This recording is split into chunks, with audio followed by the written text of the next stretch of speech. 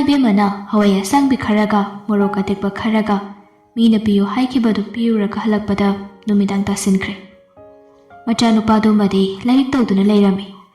Nongsu kabuk taraklabaduda mama ibemadu chelakpani. Imung changlaktuna thomnum chena lonsalaga lairik pariba macha nupada hanglai. Atonba nache singdi manungda chokumda leirmani ma chak thongkuigum tawbani. Oh patho ichagi lairikto nache hoina chak maina loijarasani. Mama ibemadu chakumda changlakpadadi macha nupi anidu chak thongminaduna leirami. Nongsutin mathaktuda makhol thokna taba hawragle. Thoisnana matha sana haire. Phone chu charge tawde tawrisi mai sumutkibadi soidre. Charge kada tawsina horo. Machena jatkhiba aduda laiju sumagi mobile do macheda piraga. Je se aigi se sumda tawbiramo. Mama ibemana chakumda phak ama tharaga phamtharaklaga hawjak pot yolubada phangakpa seldu puthoktuna thamlai. Thoisnasu laijasu mamana thamlakliba selduda yengi. Aidi iyam maroidrana khanbani phanabu yam phangini selse. Tangkhai ama khaktani imana purubado. Lupa chatretka humphumukti phangi tawrise. Ataisinane hayeng kaithelda thoaga imani yolurage ayuka nganbada. Aludo ngasi tanthokabudu yam phare. Sigi nongsimaga nangamadine loina mangadawani. Nakhoi bu chak tubu kadawai matang yaurage mai sisu haigumdana mutkhidabu maline. Chak ti loire ma je se nangi rolo aina nga se tawbu loisilage se laijana khumlakpani mache so haire. Hoi changan da charaga tumna badawrase yam haina de bai nong tabase momin ka phagla adi as atun hen tan jagre. Laijana mache gi waduda noktuna khumlai. Akhoi magi asigi injang mathelsina marolama nong matasiga ahoiba ataidi araibani masida chaba thingma ngamdaba ngangam leirise asi chakatu thamaga hapuko injang adu kitang hapu natradi horene hingdane nong maraksida aigadi hodok pirakanuko. Machani dugi wari duda mama ibemadu noglai khangdine tawrise morok tu isa sala runda naibema nokpa nupa asi mabuka chawjabani horen pharakama ita tadana tokani ne tawrise.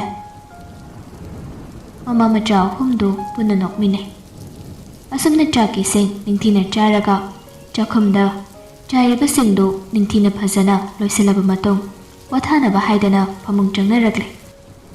Haibaga tawbaga nungsit khara yaurakpaduda maisudu mutkre. Laijudu magi mobile du yenglakpada jingkhaigi miss call ahum leirami. Ngasi jingkhaina thabang mafamda tawkhibadu ningsinglaga mahak hawjikidi khoidaw yam sawningba ama oiri. Message su amani leiba oi. Adugu mahak parudre aduga call back su tawdre. Nongsu kanchalakpaga nungsitsu khara yawbaga ihai hainadabadawna su tawi. Machega phamung thangnabanina amuksa thoina khanjilude. Laijadu wakhal jajat khalakadra haiduna pakhatpadagi YouTube da online class tu ngahak yenglamlaga mahakadumak mamit tapna loisinba hawgi.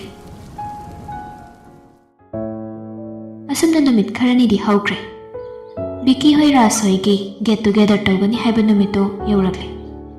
Biki di yawri haiduna phanak kanna yawdanaba honabani. Adubu rasna suru hekne manbadagi khangba ngamdadana mahaksu lagle. Raska Biki gasi aduki matik chanaba marupni. Amana ama thadoknaba ngamnaba nate. Mathau tawnaraga aduki yamna chinarasi phawbada makhoi ani unaba lepte. Mayamdu punna yam lappasu nataba yamna nakpasu nataba mafam amada chaki sing tawraga pullase hainabadagi laija hoiromgi khulladuda pham leiba mamanaba ama yauduna makhoi phamduda pullase haiduna mafamduda pullare. Bikina haibaga tawbaga magi thaba inkhangi wajaw ngaktani hawdoknarakliba mayamdu. Maraktuda khara sonthauba amani yawbado miyoina thabidabagi mawong amukasu Bikina oi. Madu ubada Bikina makhoigi manak toina changsillaga nokhedana harau wari tawkhibado wajaw ngangba kharado muksu khara handoktabadi nate. Nupi khara yawriba sing adusu chahisu yamkhalakpa aduga masa-masagi job amamam loina painarabanina ngaktu wanglap thekalap loina tawi ꯃꯌꯥꯝꯗꯨꯒꯤ ꯃꯔꯛꯇ ꯌꯥꯎꯔꯤꯕꯤ ꯖꯤꯅꯥꯁꯤ ꯕꯤꯀꯤꯗ ꯊꯥꯏꯅ school ꯂꯥꯏꯐꯇꯒꯤ ꯂꯨꯝꯃꯛꯂꯕ ꯑꯃꯅꯤ꯫ ꯕꯤꯀꯤ ꯎꯕꯗ ꯃꯍꯥꯛ ꯃꯁꯥꯗꯨ ꯂꯩꯇꯥꯐꯝ ꯈꯪꯗꯦ, ꯆꯔꯥꯡ ꯆꯒꯠꯅꯤ꯫ ꯃꯃꯥ ꯃꯄꯥꯅ ꯁꯦꯜ ꯊꯥꯗꯕ ꯌꯥꯕ ꯊꯥꯗꯔꯒ ꯃꯦꯠꯇꯅ ꯁꯦꯝꯂꯛꯄꯒꯤ ꯍꯧꯖꯤꯛꯇꯤ ꯒꯚꯔꯟꯃꯦꯟꯠ ꯀꯣꯂꯦꯖ ꯑꯃꯗ ꯑꯣꯖꯥꯁꯨ ꯑꯣꯏꯔꯦ꯫ ꯃꯌꯥꯝ ꯃꯥꯡꯗꯨꯗ ꯖꯤꯅꯥꯅ ꯕꯤꯀꯤꯗ ꯍꯥꯏꯔꯤ, "ꯕꯤꯀꯤ, ꯅꯍꯥ ꯌꯥꯝ ꯑꯣꯏꯅ ꯊꯕꯛ ꯑꯆꯧꯕ ꯑꯃ ꯄꯥꯏꯕꯁꯤꯕꯨ ꯏꯁꯥꯗ ꯀꯔꯤ ꯐꯥꯎꯒꯦ?" ꯕꯤꯀꯤꯅ ꯌꯥꯝ ꯁꯦꯡꯅ ꯑꯣꯟꯁꯤꯟꯅꯕ ꯌꯥꯝ ꯇꯟꯖꯕ ꯅꯨꯄꯤꯅꯤ ꯖꯤꯅꯥꯁꯤ꯫ ꯑꯗꯨꯕꯨ ꯍꯧꯖꯤꯛꯇꯤ ꯃꯆꯣꯔ ꯑꯣꯏꯅꯔꯕꯅꯤꯅ ꯃꯍꯥꯛ ꯌꯥꯝ ꯍꯩꯁꯤꯡꯅ ꯈꯨꯝꯂꯛꯏ, "ꯈꯪꯗꯦꯗ ꯖꯤꯅꯥ, ꯊꯕꯛꯀꯤꯗꯤ ꯊꯕꯛ ꯃꯐꯝꯗ ꯑꯣꯏꯅ ꯇꯧꯔꯁꯤ ꯋꯥꯔꯤꯁꯦ꯫ ꯍꯧꯖꯤꯛꯇꯤ ꯆꯥꯛ ꯏꯁꯤꯡꯗ ꯑꯣꯏꯅ ꯃꯍꯩ ꯄꯨꯂꯞ ꯑꯣꯟꯁꯤꯜꯂꯁꯤ꯫ ꯉꯥ ꯌꯦꯟ ꯃꯔꯛꯁꯤꯗ ꯀꯔꯤꯒꯤ ꯊꯕꯛꯀꯤ ꯋꯥꯔꯤꯅꯣ, ꯅꯠꯇ꯭ꯔꯣ?" ꯃꯃꯥꯟꯅꯕ ꯑꯃꯅ ꯇꯥꯞ ꯑꯣꯛꯂꯒ ꯈꯨꯝꯂꯛꯏ, "ꯑꯗꯨꯅꯤ, ꯉꯁꯤꯗꯤ ꯃꯌꯥꯝ ꯊꯕꯛ ꯂꯣꯏꯅ ꯀꯥꯎꯊꯣꯛꯅꯔꯁꯦ ꯍꯥꯏꯗꯅ ꯃꯌꯥꯝ ꯁꯤꯗ ꯄꯨꯜꯂꯤꯁꯤꯅꯤ꯫ ꯊꯕꯛꯀꯤ ꯋꯥꯔꯤ ꯇꯣꯛꯁꯤꯗ ꯖꯤꯅꯥ." ꯈꯨꯝꯂꯛꯂꯤꯕ ꯅꯨꯄꯥꯁꯤꯅ ꯖꯤꯅꯥꯕꯨ ꯑꯃꯨꯛ ꯂꯨꯝꯖꯕ ꯅꯨꯄꯥꯅꯤ꯫ ꯄꯨꯝꯅꯃꯛꯇꯨ ꯂꯣꯏꯅ ꯈꯪꯂꯤꯕ ꯔꯥꯖꯇꯤ ꯃꯆꯤꯟ ꯈꯨꯝꯂꯒ ꯇꯨꯃꯤꯟ ꯅꯣꯛꯏ꯫ "ꯑꯗꯨ ꯕꯤꯀꯤ, ꯌꯨꯝ ꯀꯩꯀꯗꯤ ꯄꯥꯟꯈꯤꯔꯣꯏꯗ꯭ꯔꯣ?" ꯖꯤꯅꯥꯒꯤ ꯋꯥꯍꯪꯅꯤ꯫ ꯃꯥꯒꯤ ꯃꯑꯣꯡ ꯃꯇꯧꯗꯨ ꯈꯪꯂꯕ ꯕꯤꯀꯤꯅ ꯅꯣꯛꯐꯦꯠ ꯇꯧꯔꯒ ꯈꯨꯝꯂꯛꯏ, "ꯌꯨꯝꯕꯨ ꯀꯩꯗꯧ ꯄꯥꯜꯂꯣꯏꯗꯣꯏꯅꯣ ꯍꯥꯏꯁꯤꯕꯣ? ꯄꯥꯟꯗꯣꯔꯕꯅꯤ ꯀꯨꯏꯔꯔꯣꯏ." ꯖꯤꯅꯥꯗꯨ ꯄꯥꯈꯠꯈ꯭ꯔꯦ, ꯁ꯭ꯋꯥꯏ ꯂꯥꯎꯔꯗꯨꯅ ꯈꯪꯉꯪ ꯍꯪꯂꯛꯏ, "ꯀꯩꯅꯣ ꯍꯥꯏꯁꯤꯕꯨ, ꯅꯨꯄꯤ ꯂꯩꯔꯕ ꯍꯥꯏꯁꯦ?" "ꯂꯩꯖꯔꯝꯕꯅꯤ ꯀꯩꯗꯧꯔꯒꯦ ꯖꯤꯅꯥ, ꯅꯪꯁꯨ ꯀꯣꯛ ꯄꯥꯜꯂꯨꯗꯅ꯫ ꯅꯨꯄꯥꯗꯤ ꯂꯤꯔꯁꯨ ꯌꯥꯏ ꯍꯥꯏꯕꯨ ꯅꯨꯄꯤ ꯅꯣꯏꯗꯤ ꯂꯤꯁꯜꯂꯗꯤ ꯐꯖꯔꯣꯏꯍꯦ꯫ ꯅꯍꯥ ꯑꯣꯏꯔꯤꯉꯩꯁꯤꯗ ꯁꯠ ꯄꯥꯜꯍꯧꯔꯣ ꯀꯩꯅꯣ, ꯅꯠꯇ꯭ꯔꯣ ꯃꯉꯥꯜ?" ꯃꯉꯥꯜ ꯍꯥꯏꯔꯤꯁꯤꯅꯤ ꯖꯤꯅꯥꯕꯨ ꯄꯥꯝꯖꯕ ꯅꯨꯄꯥꯗꯨ꯫ ꯕꯤꯀꯤꯅ ꯃꯉꯣꯟꯗ ꯑꯣꯟꯁꯤꯜꯂꯛꯄꯗꯨꯗꯗꯤ ꯃꯉꯥꯜ ꯅꯣꯛꯂꯒ, "ꯑꯗꯨꯅꯤ ꯖꯤꯅꯥ, ꯑꯩꯒ ꯂꯝꯕꯥ ꯁꯦꯝꯃꯁꯤꯔꯣ ꯅꯪꯕꯣ?" ꯖꯤꯅꯥꯗꯨ ꯃꯉꯥꯜꯒꯤ ꯋꯥꯗꯨꯗ ꯈꯣꯏꯗꯧ ꯁꯥꯎꯒꯠꯂꯛꯏ, "ꯏꯁ, ꯅꯁꯛꯇꯨꯒ ꯅꯪꯅ ꯃꯔꯣꯜ ꯑꯃ." ꯑꯁꯤ ꯍꯥꯏꯔꯒ ꯖꯤꯅꯥꯗꯨ ꯐꯦꯠ ꯂꯥꯎꯗꯨꯅ ꯂꯩꯊꯣꯛꯈ꯭ꯔꯦ꯫ ꯃꯌꯥꯝꯗꯨ ꯆꯥꯛ ꯏꯁꯤꯡ ꯊꯣꯡꯒꯠꯅꯕ ꯍꯧꯅꯔꯛꯏ꯫ ꯃꯈꯣꯏꯅ ꯆꯥꯛ ꯆꯥꯅꯔꯤꯕ ꯐꯥꯝꯗꯨ ꯂꯝꯕꯤ ꯃꯦꯟ ꯔꯣꯗꯀ ꯁꯝꯅꯕ ꯂꯧꯕꯨꯛꯇ ꯂꯩꯕ ꯐꯥꯝ ꯑꯃꯅꯤ꯫ ꯉꯁꯤ ꯃꯈꯣꯏꯅ ꯂꯥꯛꯄ ꯑꯗꯨꯗ ꯃꯦꯟ ꯔꯣꯗꯀꯤ ꯅꯥꯀꯜ ꯑꯗꯨꯗ ꯑꯁꯣꯝ ꯋꯥꯡꯃꯒꯤ ꯁꯥꯏꯠ ꯑꯗꯨꯗ ꯃꯦꯂꯥ ꯃꯆꯥ ꯑꯃ ꯇꯧꯒꯅꯤ ꯍꯥꯏꯗꯨꯅ ꯉꯁꯥꯏꯗꯒꯤ ꯁꯤꯜ ꯂꯥꯡꯂꯤꯕꯅꯤ꯫ ꯃꯦꯂꯥꯗꯨ ꯌꯥꯝ ꯄꯤꯛꯅ ꯇꯧꯒꯗꯕꯅꯤ꯫ ꯈꯨꯠꯅ ꯁꯦꯝꯖ ꯁꯥꯖꯕ ꯄꯣꯠ ꯆꯩ ꯑꯃꯗꯤ ꯂꯥꯏꯔꯤꯛ ꯂꯥꯏꯁꯨ ꯑꯣꯏꯅ ꯑꯌꯥꯝꯕ ꯌꯣꯟꯒꯅꯤ ꯍꯥꯏꯗꯨꯅ ꯐꯥꯝꯗꯨꯒꯤ ꯃꯄꯨ ꯑꯣꯏꯔꯤꯕ ꯃꯃꯥꯟꯅꯕꯗꯨꯅ ꯍꯥꯏꯈꯤꯕꯅꯤ꯫ ꯕꯤꯀꯤꯗꯨ ꯃꯌꯥꯝ ꯃꯔꯛ ꯑꯗꯨꯗ ꯁꯨꯝ ꯂꯩꯁꯤꯟꯕꯗꯨ ꯇꯜꯂꯗꯨꯅ ꯃꯍꯥꯛ ꯃꯦꯂꯥ ꯃꯐꯝ ꯑꯗꯨꯗ ꯑꯣꯏꯅ ꯂꯥꯛꯏ꯫ ꯃꯤꯁꯨ ꯑꯗꯨꯝ ꯂꯥꯛꯅꯕ ꯍꯧꯔꯦ꯫ ꯃꯦꯂꯥ ꯇꯧꯔꯤꯕ ꯁꯥꯏꯠ ꯑꯗꯨꯒꯤ ꯃꯅꯤꯡꯒꯤ ꯂꯧꯕꯨꯛ ꯑꯗꯨꯗ ꯅꯨꯃꯤꯠꯂꯩꯒꯤ ꯐꯥꯝ ꯇꯧꯗꯨꯅ ꯅꯨꯃꯤꯠꯂꯩ ꯃꯌꯥꯝ ꯑꯃꯁꯨ ꯁꯥꯠꯂꯤ꯫ ꯃꯗꯨꯁꯨ ꯌꯦꯡꯕ ꯑꯗꯨꯒ ꯃꯦꯂꯥꯁꯨ ꯌꯦꯡꯕ ꯑꯣꯏꯅ ꯃꯤ ꯃꯌꯥꯝ ꯑꯃ ꯂꯥꯛꯅꯔꯤ꯫ ꯕꯤꯀꯤꯅ ꯆꯪꯁꯤꯜꯂꯛꯂꯒ ꯄꯣꯠ ꯆꯩꯁꯤꯡꯗꯨ ꯁꯨꯝ ꯌꯦꯡꯂꯛꯄꯗ ꯂꯥꯏꯔꯤꯛ ꯌꯣꯟꯕ ꯁ꯭ꯇꯣꯜ ꯊꯪꯅꯕ ꯑꯗꯨꯗ ꯐꯝꯂꯤꯕ ꯃꯤ ꯑꯗꯨꯗꯤ ꯌꯦꯡꯗꯕꯤ ꯂꯥꯏꯔꯤꯛꯁꯤꯡꯗꯨ ꯁꯨꯝ ꯌꯦꯡꯂꯛꯄꯗ ꯃꯥꯅ ꯄꯥꯝꯕ ꯂꯥꯏꯔꯤꯛ ꯑꯃ ꯌꯥꯎꯔꯤꯕꯗꯨ ꯂꯧꯈꯠꯂꯒ ꯌꯦꯡꯂꯨꯕꯗꯗꯤ ꯅꯨꯄꯤ ꯃꯆꯥ ꯑꯃꯒꯤ ꯈꯣꯟꯖꯦꯜꯗ ꯍꯥꯏꯔꯛꯄꯗꯨ ꯕꯤꯀꯤ ꯇꯥꯏ, "ꯌꯥꯝ ꯐꯖꯕ ꯂꯥꯏꯔꯤꯛꯅꯤ, ꯂꯧꯒꯦ ꯍꯥꯏꯔꯣ? ꯑꯗꯨꯗ ꯂꯩꯔꯤꯕ ꯃꯃꯜꯗꯨꯗꯒꯤ 20%ꯗꯤ ꯗꯤꯁꯀꯥꯎꯟꯠ ꯑꯣꯏꯗꯣꯏꯅꯤ." ꯕꯤꯀꯤꯅ ꯈꯣꯟꯖꯦꯜ ꯑꯗꯨꯗ ꯌꯦꯡꯈꯠꯂꯨꯕꯗ ꯅꯨꯄꯤ ꯃꯆꯥ ꯑꯃ ꯐꯝꯂꯒ ꯂꯩꯔꯝꯃꯤ꯫ ꯅꯨꯄꯤ ꯃꯆꯥꯗꯨ ꯍꯦꯛ ꯎꯕꯒ ꯕꯤꯀꯤꯅ ꯃꯁꯛ ꯑꯗꯨꯝ ꯈꯪꯉꯤ꯫ ꯃꯥꯅꯤ, ꯅꯍꯥꯟꯃꯨꯛ ꯃꯥꯅ ꯗꯤꯁꯄꯦꯟꯁꯔꯤꯗ ꯄꯨꯈꯠꯂꯝꯕꯤ ꯅꯨꯄꯤ ꯃꯆꯥꯗꯨꯅꯤ꯫ ꯅꯍꯥꯟꯗꯤ ꯌꯥꯝ ꯆꯃꯣꯠꯅꯈꯤꯕꯅꯤ꯫ ꯉꯁꯤꯗꯤ ꯃꯁꯥ ꯃꯎ ꯇꯅꯥꯟ ꯂꯩꯔꯝꯕ ꯑꯗꯨꯗ ꯕꯤꯀꯤꯗꯨ ꯏꯉꯛ ꯉꯛꯈ꯭ꯔꯦ꯫ ꯂꯥꯏꯖꯁꯨ ꯍꯥꯏꯒꯦ ꯍꯥꯏꯗꯣꯛꯂꯨꯔꯒ ꯕꯤꯀꯤꯕꯨ ꯅꯤꯡꯁꯤꯡꯂꯛꯏ꯫ ꯑꯅꯤꯗꯨ ꯑꯃꯅ ꯑꯃꯗ ꯉꯥꯏꯍꯥꯛ ꯇꯤꯡꯉꯛ ꯌꯦꯡꯅꯔꯒ ꯕꯤꯀꯤꯅ ꯈꯪꯉꯩ ꯍꯥꯏꯔꯛꯏ, "ꯀꯩꯗꯧꯔꯤꯕ ꯅꯪꯗꯤ ꯁꯤꯗ?" ꯅꯣꯡꯃꯈꯛ ꯊꯦꯡꯅꯈ꯭ꯔꯒ ꯌꯥꯝ ꯈꯪꯅꯕꯒꯤ ꯃꯑꯣꯡꯗ ꯑꯃꯨꯛ ꯉꯥꯡꯂꯛꯄꯗꯨꯗꯗꯤ ꯂꯥꯏꯖꯗꯨ ꯉꯁꯤꯗꯤ ꯏꯀꯥꯏꯕꯒ ꯂꯣꯏꯅ ꯀꯥꯎꯊꯣꯛꯈꯤ꯫ ꯑꯗꯨꯅ ꯈꯨꯝꯂꯛꯏ, "ꯅꯨꯃꯤꯠꯇꯨ ꯎꯗ꯭ꯔꯣ, ꯂꯥꯏꯔꯤꯛ ꯌꯣꯜꯂꯤꯅꯤ ꯀꯩꯅꯣ." ꯈꯨꯝꯈꯩ ꯈꯨꯝꯗꯣꯛꯂꯨꯔꯒ ꯑꯃꯨꯛ ꯏꯀꯥꯏꯔꯛꯇꯨꯅ ꯃꯃꯥꯏꯗꯨ ꯅꯣꯟꯊꯔꯒ ꯂꯩꯈ꯭ꯔꯦ꯫ ꯕꯤꯀꯤꯅ ꯂꯥꯏꯖꯗꯨ ꯑꯃꯨꯛꯇꯪ ꯈꯣꯡꯗꯒꯤꯅ ꯇꯣꯟ ꯐꯥꯎꯕ ꯌꯦꯡꯊꯣꯛꯂꯒ, "ꯑꯁꯣꯛꯄꯗꯨꯗꯤ ꯐꯈ꯭ꯔꯕꯣ?" ꯂꯥꯏꯖꯁꯨ ꯍꯟꯗꯛꯇꯤ ꯅꯣꯟꯊ ꯇꯞꯂꯤ ꯑꯗꯨꯃꯛ ꯈꯨꯝꯂꯛꯏ, "ꯐꯈ꯭ꯔꯦ." ꯃꯨꯟꯅ ꯂꯥꯏꯖꯒꯤ ꯃꯃꯥꯏꯗꯨꯗ ꯌꯦꯡꯂꯛꯄꯗ ꯂꯥꯏꯕꯛꯇꯨꯗ ꯍꯨꯕꯥꯠꯄꯒꯤ ꯗꯥꯛ ꯃꯆꯥ ꯑꯃꯃꯨꯛ ꯂꯩꯔꯤꯕꯗꯨ ꯎꯔꯛꯂꯗꯨꯅ ꯕꯤꯀꯤꯅ ꯑꯃꯨꯛ ꯈꯪꯂꯛꯏ, "ꯅꯔꯥꯏꯕꯛꯇꯨꯅ ꯑꯃꯨꯛ ꯀꯗꯥꯏꯗ ꯋꯥꯏꯁꯤꯜꯂꯨꯔꯦ?" ꯂꯥꯏꯖꯗꯨ ꯃꯥꯒꯤ ꯃꯔꯥꯏꯕꯛ ꯑꯁꯣꯛꯄꯗꯨꯗ ꯃꯥꯔꯛꯏ꯫ ꯂꯥꯏꯔꯤꯛꯁꯤꯡꯗꯨ ꯊꯝꯅꯕ ꯇꯦꯕꯜꯗꯨ ꯊꯥꯡꯗꯣꯔꯛꯄꯗ ꯊꯣꯡꯖꯤꯟꯗ ꯈꯦꯠꯈꯤꯕꯅꯤ꯫ ꯇꯜꯂꯗꯨꯅ ꯈꯨꯝꯗꯕꯤꯗ ꯃꯆꯤꯟꯗꯨ ꯇꯨꯝꯊꯣꯛꯂꯒ ꯇꯨꯃꯤꯟ ꯂꯩꯁꯤꯟꯈ꯭ꯔꯦ꯫ ꯕꯤꯀꯤꯅ ꯂꯥꯏꯖꯒꯤꯗ ꯊꯝꯂꯤꯕ ꯌꯣꯟꯅꯅꯕ ꯏꯁꯤꯡ ꯕꯣꯇꯜꯗꯨ ꯑꯃ ꯂꯧꯊꯣꯛꯂꯒ ꯊꯥꯡꯒꯠꯂꯒ ꯃꯈꯥ ꯇꯥꯏ, "ꯋꯥꯏꯊꯣꯛꯀ ꯋꯥꯏꯁꯤꯟꯒ ꯅꯃꯤꯠꯅ ꯅꯥꯏꯊꯩꯒ ꯊꯗꯅ ꯃꯣꯕꯥꯏꯜꯗꯨꯃꯒ lambi chatpada mobile yenga chalidubu kaigino laik laisuda pukning sangsindana mi ama oinaba hanonagedi haide nupana haga chaga taunanaba honabada lambida tusanba ngamine angangnena taurisingse hairaga furikhaudagi wallet lauthoraklaga lupa 10 chatpi ama laijada pire laijasу mana nganglibado chumlibanina khumsu khumludre masagi kharaga tuson masonabaga amukka hena tufak tufai chankhiduna lupa 10 tumina paisilaga bekta hapcheli mahak wakhalamada ungduna lupa 10 do handokpa kauduna unglaga leptuna leibaduda bikida mukka haire melanina tarabibe singse kunumung pirabra hairaga mamaidon thoklaga chatke tawbada laijana ikai manduna taha haire nadi pidi ai kauk thokpagini se bikido onsinamdre laijana hairibadu sukhumlamde adum tumina lambidu lanthoklaga asam wangmagi lobukrom-duda kumtharaga chatkre mana chatkibadu laijana mangaktu thangatlaga yenglaga matomda khale khaida chali janu sinamo khungangda lambi mataida tawba melani haijabagi wani nungthilgi pung ani muktarakpada waidagi mi krikrikina bhaure numit lai phamdu maga laisele migi mi ngakta ngaikre laijasu lairik manga tarukti dum yon khrabani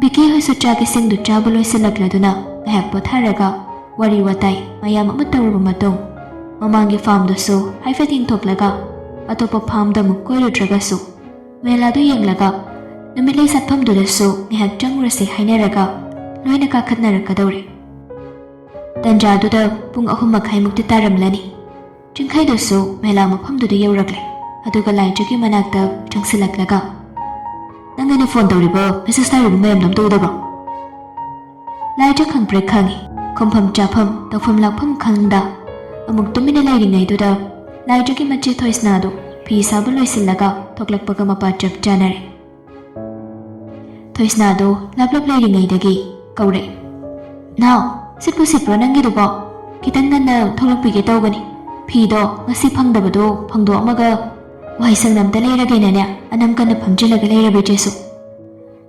ngangna manak changsilagle chingkhai lep tuna leibadu ubada thoisnana makhatai kaino laik lobbi gadabro leplam leba khulep chare paduda thoisnana chungnaduna hamjalakpa wahangni chingkhaina thoisnado maga hairuplengani khangbagera khangde ushit thawaidaba utlibra maya hikatlira mafam marang khangda haire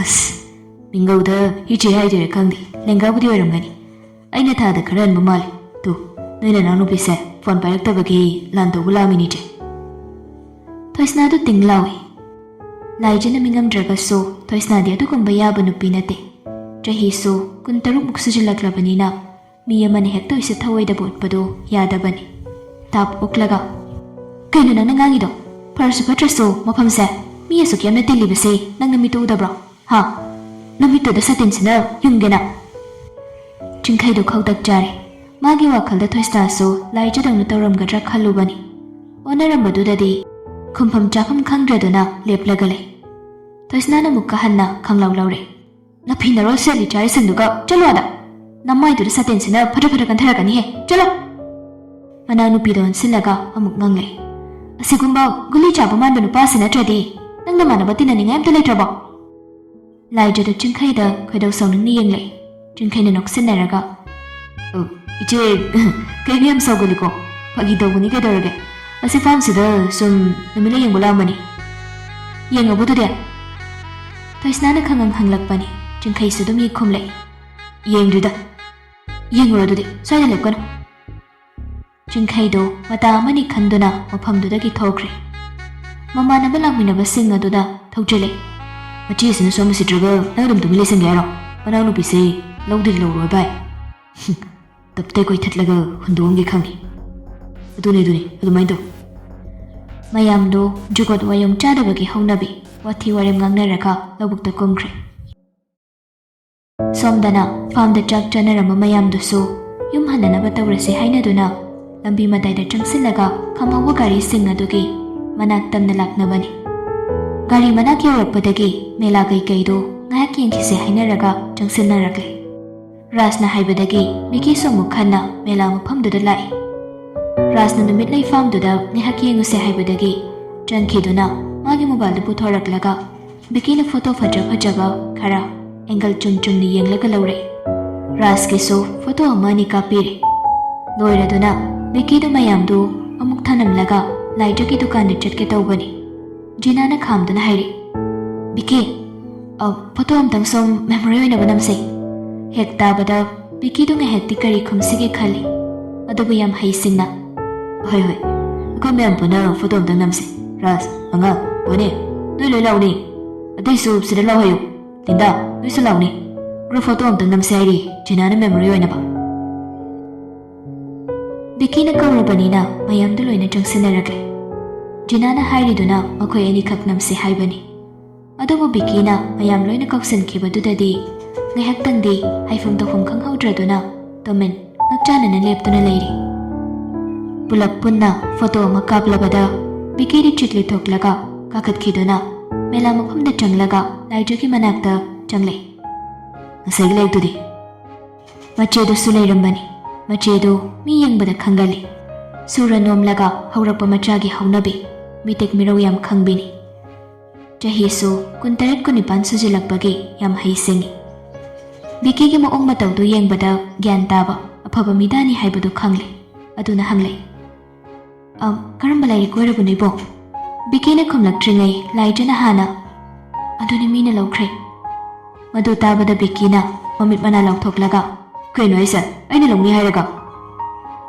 ꯍꯥꯏꯁꯨ ꯍꯥꯏꯔꯝꯗꯅ ꯁꯤ ꯂꯥꯏꯔꯤꯛꯁꯦ ꯀꯌꯥ ꯄꯤ ꯍꯪꯉꯝꯃꯒ ꯑꯩꯗꯤ ꯂꯧꯅꯤ ꯈꯥꯛꯑꯝꯃꯁꯨ ꯍꯥꯏꯔꯝꯗꯕꯅꯤꯅ ꯑꯗꯨꯝ ꯌꯣꯟꯈ꯭ꯔꯦ ꯃꯤꯅ ꯂꯧꯒꯦ ꯍꯥꯏꯔꯛꯄꯗꯨꯗ꯫ ꯕꯤꯀꯤꯅ ꯆꯩꯕꯣꯏ ꯀꯩꯕꯣꯏ ꯇꯧꯗꯨꯅ ꯍꯥꯏꯔꯤ, ꯍꯩꯃꯥ, ꯃꯃꯜ ꯍꯪꯉꯝꯃꯗꯤ ꯂꯧꯔꯣꯏꯗꯣ ꯅꯠꯇ꯭ꯔꯣ?